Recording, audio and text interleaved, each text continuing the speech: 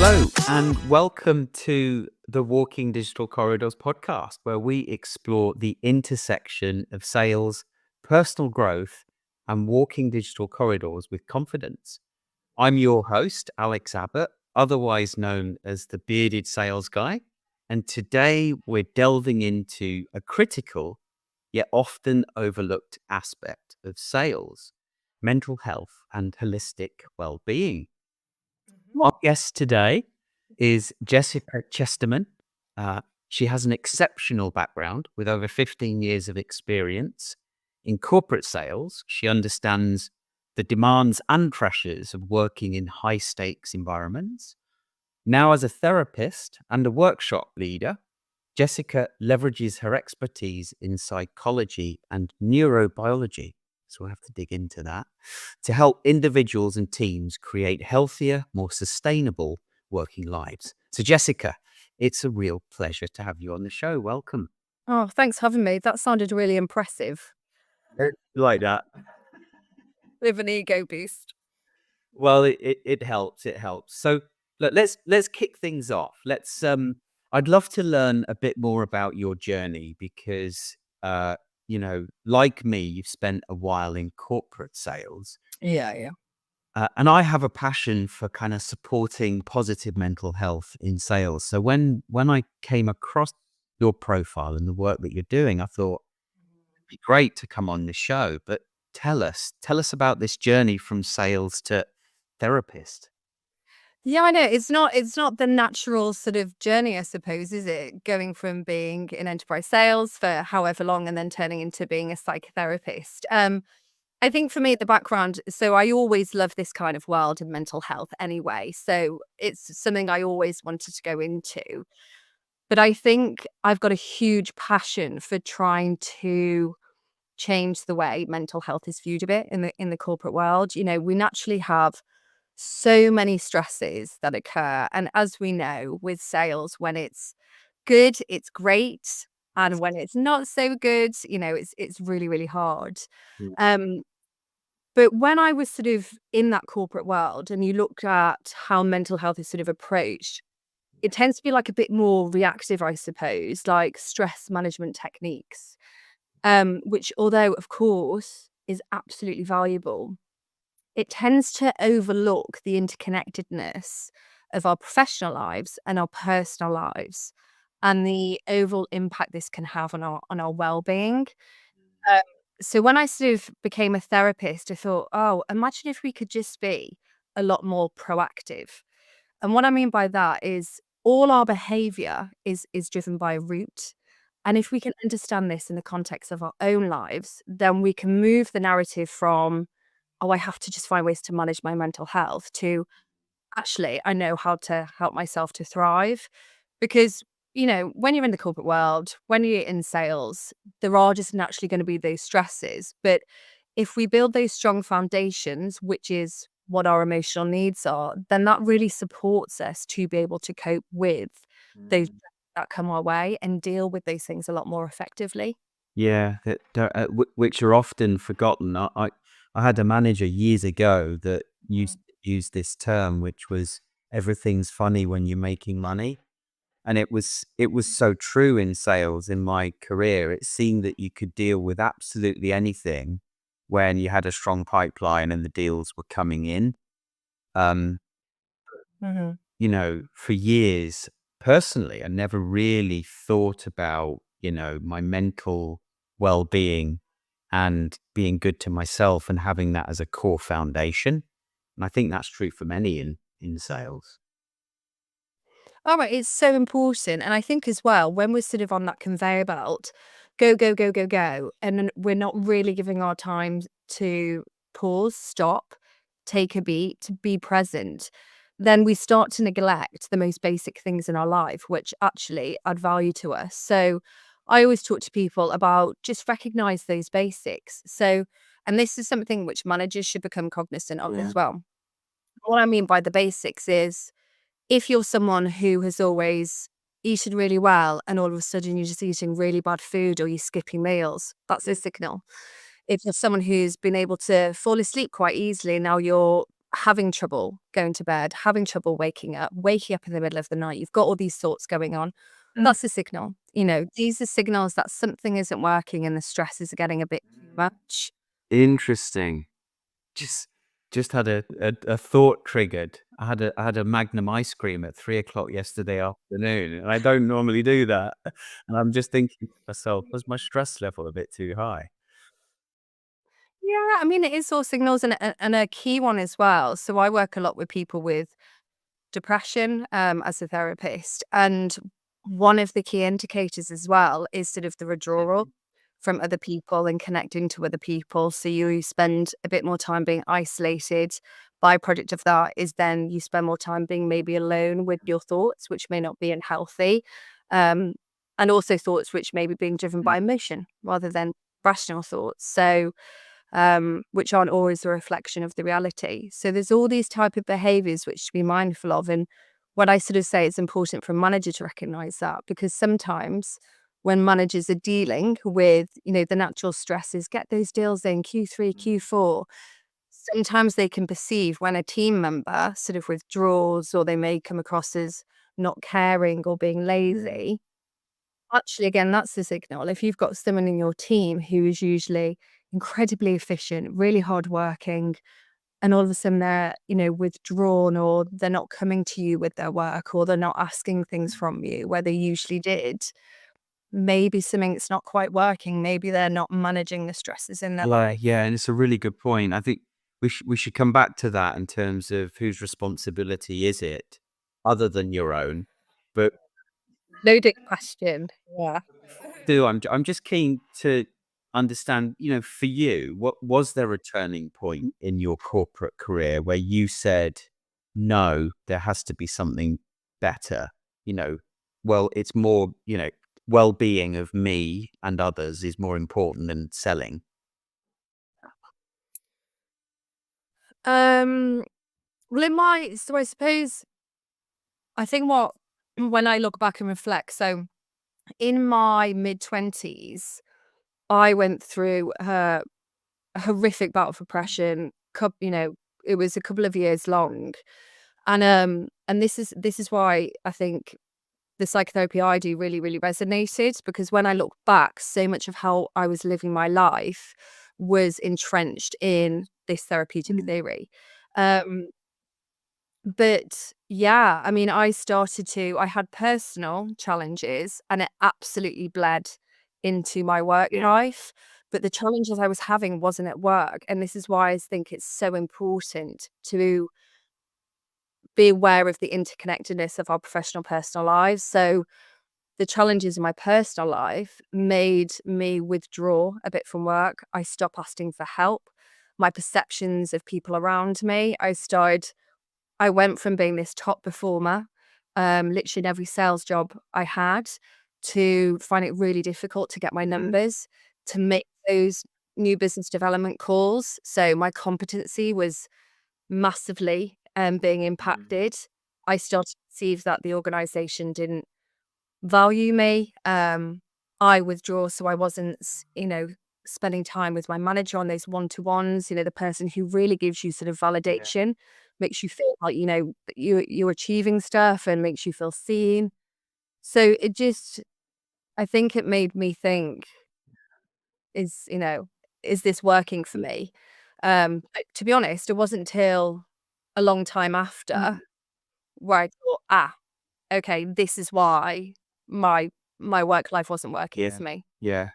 Yeah, indeed. So I guess this brings us on to really understanding those stresses, those sales stresses, and you've spoken, and we've talked a few times before this actual podcast, but you touched on the mental health challenges people are facing in sales teams. But from your perspective, what's really driving the issues? You've touched on the personal side. It could be the personal life, it could be at work, but from your perspective, what's really driving the issues?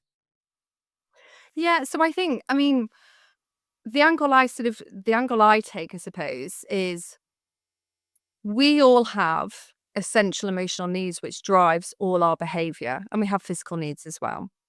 And it's when these needs are not being met in balanced and healthy ways, that's when sort of mental distress or depression, anxiety, addiction, overwhelm, they can start to take hold.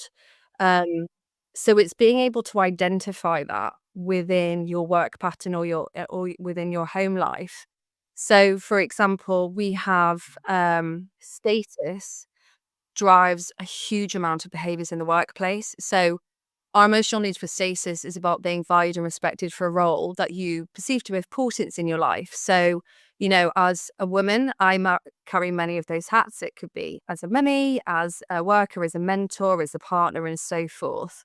When you're going through challenging times within the workplace, within sales, and you've been someone who has been hitting their numbers and you're getting a lot of recognition, validation for that, well done talk to the company about what you've done, but you've been moved into a place where that isn't happening, all of a sudden that becomes an unfamiliar feeling, and you could start to feel like you're not being recognized. Am I getting value?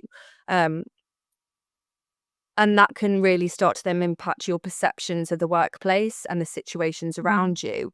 So, for example, it's at this time where sort of the attention that you get from your manager is so incredibly important, because if you don't feel valued, if you don't feel recognized, if you don't feel seen, if your perception is you're not performing that the way you want to, and your manager sort of comes up to you and goes, Jessica, can we talk about what could have been different in that deal? If you don't feel valued, your perception of that comment may be, I feel criticized, I feel scrutinized, I don't feel safe, I don't feel comfortable with this. Whereas if like your status is being met, you might be like, great, this is going to be constructive criticism. I feel seen, this is going to support me, this is going to add value. So it's not, I suppose mental health is very, very nuanced, and there's lots of things which contribute to our behavior, which adds and amplifies stress. So like I alluded to before, when you have all these sort of emotional needs being met, it builds the foundation. So when you have the unpredictable cycle of sales and the nuances of being in sales, you can sort of manage them a lot more effectively. And you can also be able to step back and be more rational. So when things aren't working, it can be very easy to start thinking with your emotional brain, where you're sort of quick to respond, quick to judge. Or this can impact like your thinking style, where if you're already in sort of a vulnerable mental place, or you may be dealing with anxiety or depression, your thinking style can maybe move to be a bit more catastrophic. Well, that hasn't happened for me. Well, that hasn't happened. So everything is going to go wrong in my sales cycle. That hasn't happened, so all my deals are gonna be, screwed. And then that can massively impact then how you respond to your clients or to your pipeline or look at your goals or whatever moving forward. So it's all very interconnected. Wow, it is. And not everybody has the benefit of being in a, let's say, a stable family environment, upbringing, where these things that you talk about, these basic needs, have been sort of, wired into somebody. Right. Yeah, no, of course. And I think that's what I'm really, really passionate about, because so with the sort of workshops that I do, in my client work, I have a therapeutic measures form where people who come in, they sort of scale themselves, right? Of how these needs are being met across their lives, or how they may be using some of their, cognitions, which could be exacerbating some of their issues or thinking styles. And I've adapted this for the workplace. So when I go in, people can really take a step back, and you get a lot of those aha moments of, yeah, that's how I'm living my life. Or actually, if I change that, that would make a huge difference. Or no, I'm not seeking out enough privacy whatsoever. So as soon as I finish in my sales job, yes, I come home and I'm on my laptop, or I'm into like the bed bath routine. I'm not taking any time out. My goodness, no wonder I feel totally overwhelmed. Really shine a light on things that, okay, if I change that, that will make a difference, and that will actually make me feel more prepared or to cope, or it brings an awareness to, well, actually, if I'm objective to that situation, that wasn't what my manager was trying to say. That actually will be helpful for me. Yeah, yeah, Um, yeah. And I guess that's really honing into kind of the root cause of what might be amplifying their emotion in a certain situation where, if that basic need was met, or at least they were more aware of why they might Mm. react in that way, and they can Yeah. consciously react in a way that is, okay, let me take a minute, let me think about this. Well, yeah, and I think you become a bit more mindful of the changes or the tweaks in your own life you can make so you can live a life that works better for you as well. Yeah. I mean, there's just loads of research done around how important it is to get these needs met, and we hear about them all the time. Like, if you listen to podcasts, you always hear about need for meaning, need for positive attention. From the moment we're born, we seek out meaningful relationships and the importance that has, because without it, it's so easy to feel isolated, to feel alone, to feel like you don't matter, to feel like you don't have a place in the Mm. world. Um, so they're all important to be met, and just having one massively met out of balance, such as status in areas of your life, can have a huge Yeah. impact. Huge Yeah. impact.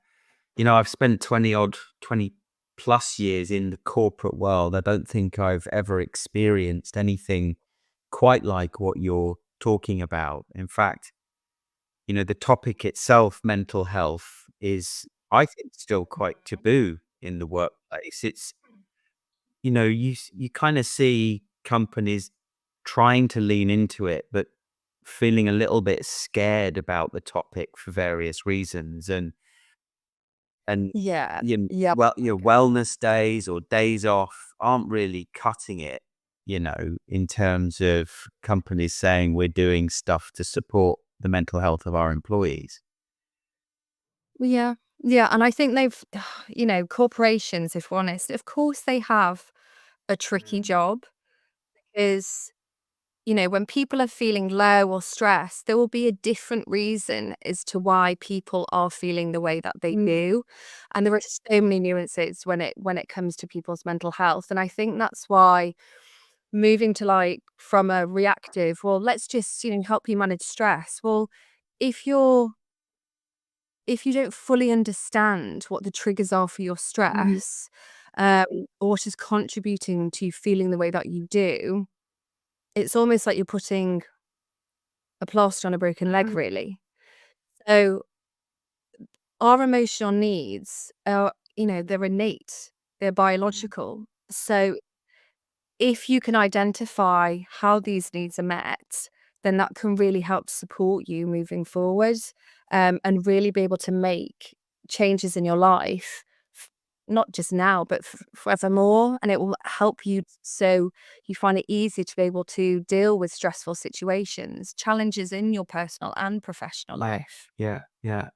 And so the work that you do really gets to the crux of, I don't know, I can just say Yeah, problem, no, help. yeah, yeah, yeah, no, absolutely, of course. So, and then obviously, you've got the sort of cognitive elements as well, helping people with their thinking styles or having an awareness to, how their thinking styles may be exacerbating some of the problems. When you're in a state of elevated emotions, you lose the ability to be objective, to your current situation. So I think that's why the sort of the scaling that we do across all these needs, your emotional, physical needs, and your cognitive distortions, it massively shines a light on, okay, well, I do that. And and also as well, before I do the workshops, I give people the opportunity to anonymously, request, could you talk about this and weave this into your talk? So, for example, it's very common for people in sales, ironically, to have quite self-blaming kind of behavior. Yeah, Um, how do I deal with that? So obviously you're not doing a therapy session to get really, really into the root, but it's how can you give, people tips and hints that they can sort of take away and use in their day to day, which will massively, massively help them. yeah, yeah.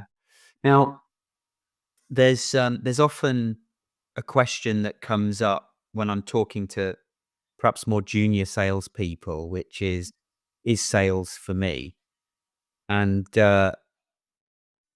actually, I've probably asked myself that question more recently than when I was Yeah. a junior salesperson. But what I'm trying to do is link this point here with one question I've got for you around the role of cognitive distortions Mhm. in salespeople perceiving their performance and the challenges that they're under. And so, Mm.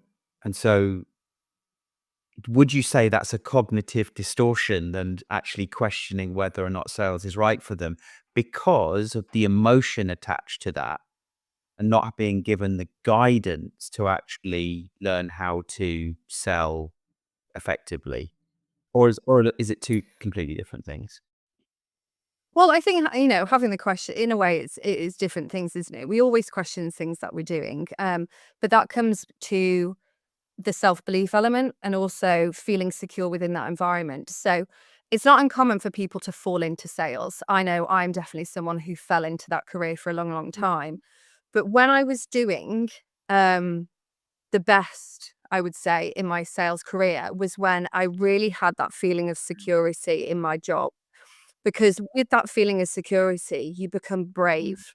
So you take the risks, you feel confident in your own competency to give things a go, to get out your comfort zone. And there's all these things that then help you believe in yourself to think, no, I can do this. It gives you that confidence. It's almost that feedback loop of, yeah, you can give this a go.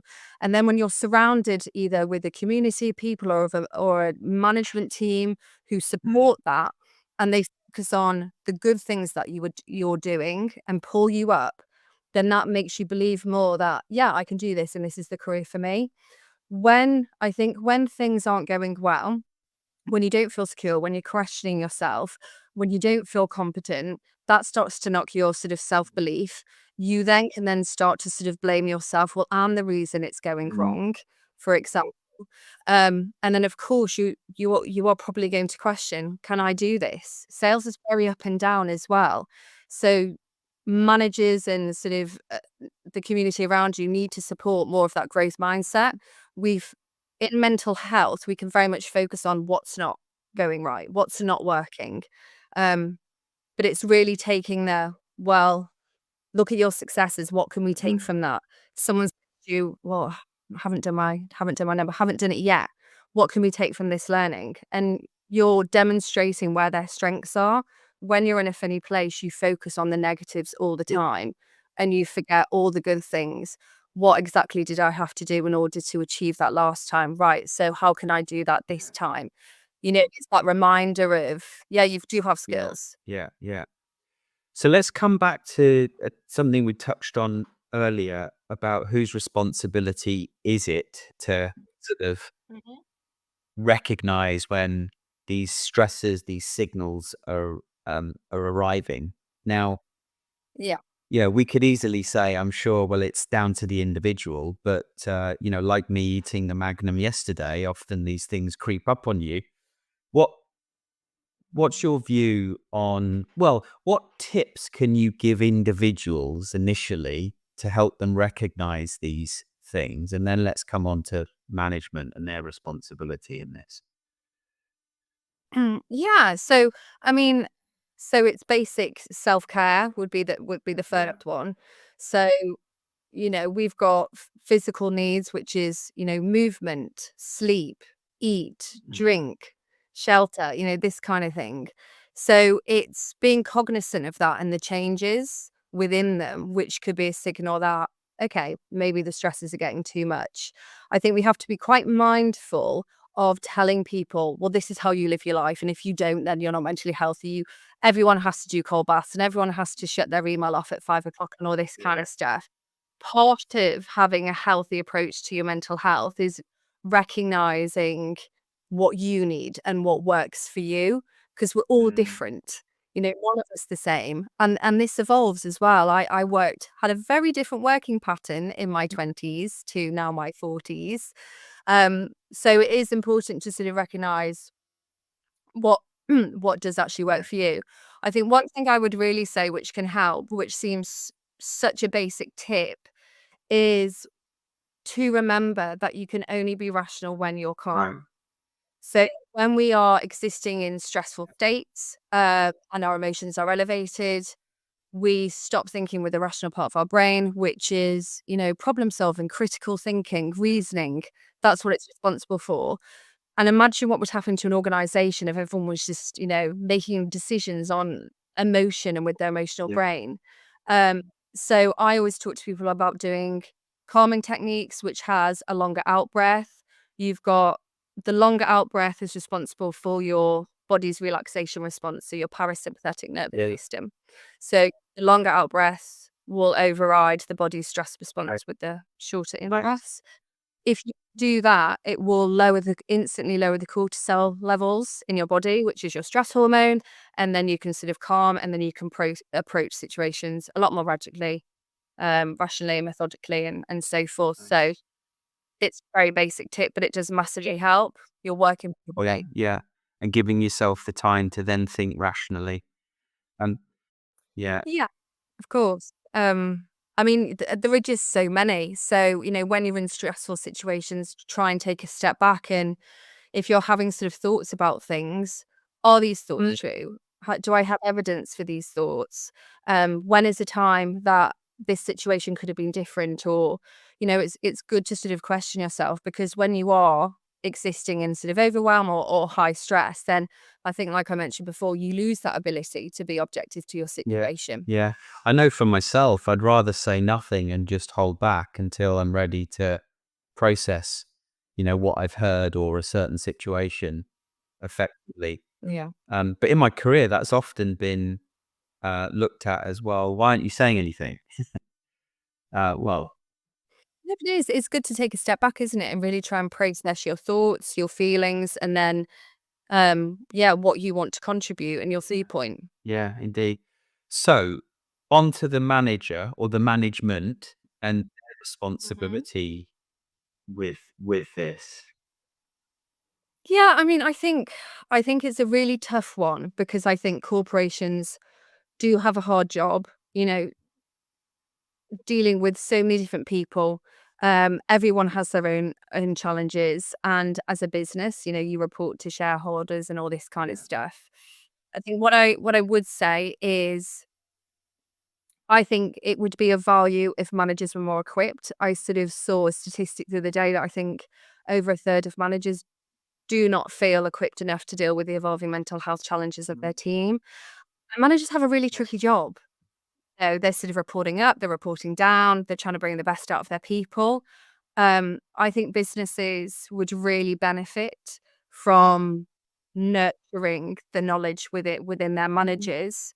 Um, but when it comes to an individual level, people walk into a therapy room because they sort of want to take responsibility for their mental health, and they're there because they want to make changes in their own life. Um, so of course we absolutely have a part to play in that. Um, and again, I think that's why it's if you give people the knowledge and skills they need to understand what changes they can make in the context of their own life, then that's going to be really, really valuable. But we all play a part, of course we do.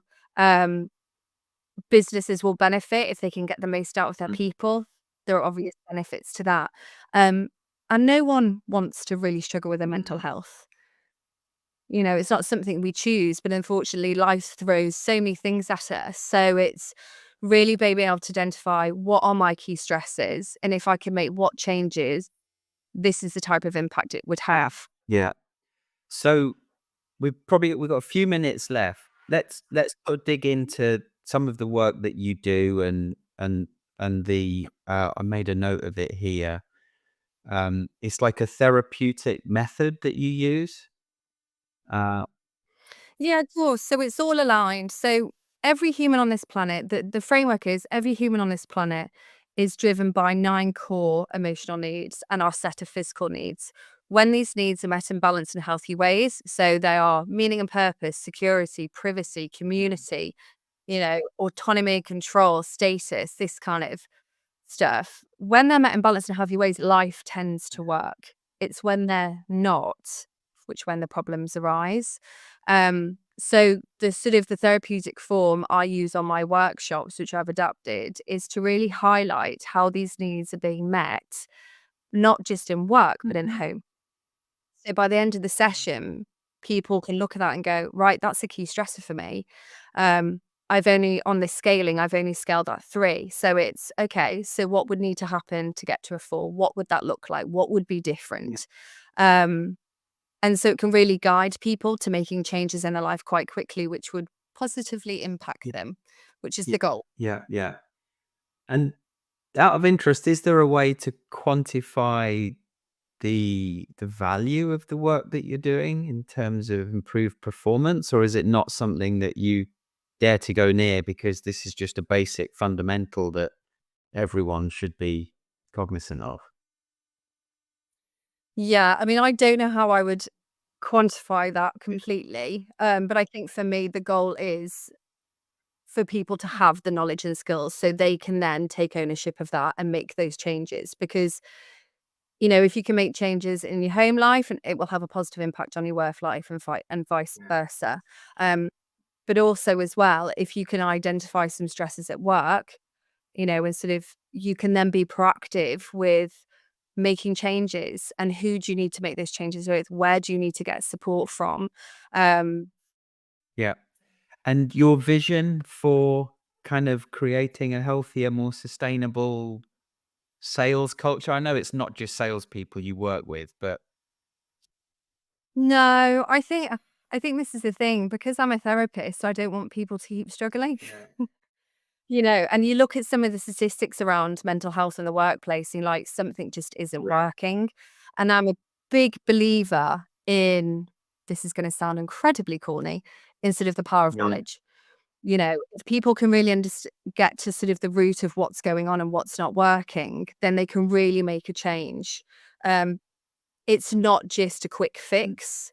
This is looking at your life and identifying what needs to be different so you can live a life which works for you a lot yeah. better. Okay. Okay. And if there's just one key takeaway that you'd like our listeners to have from this conversation, what would it be? Um, I think I think it's a mental health challenge is always going to happen, but I think it's something you always need to invest in. Don't ignore the basics. That's incredibly important. If you notice changes in your behavior, recognize that that's a signal. It's a signal that the stress is getting too much and something needs to change. Um, but also as well, like if you need support, it's fine. So many people get support. And I think it's important to empower yourself. Sometimes therapy can be a really short-term process. But from a corporation perspective, I think by understanding needs, then you're getting to the root of some of the problems with your people. And then you're giving them knowledge so they can make changes in their personal and their professional life. And that's how we can really start making change in the workplace. Yeah. Yeah. Perfect. Well, thank you so much. It's been an awesome conversation. Thank you for sharing your insight, your experience, and how you can help people and organizations. So where can people find you if they want to learn more about you and what you're doing? Yeah, no, of course. So I've got obviously LinkedIn. We have to be on LinkedIn, website Therapy with Jessica. And I also have a YouTube channel, Therapy with Jessica again. And that's just when I'm sort of posting up um, information, mental health information to do depression, anxiety, couples, all about the needs. So it's just a helpful bit of Yeah, resource. brilliant. Well, thank you again. Thank you everyone for joining us. I hope you've enjoyed it. Until next time on Walking Digital Corridors, have a wonderful rest of week, folks. Take care. Thanks, guys.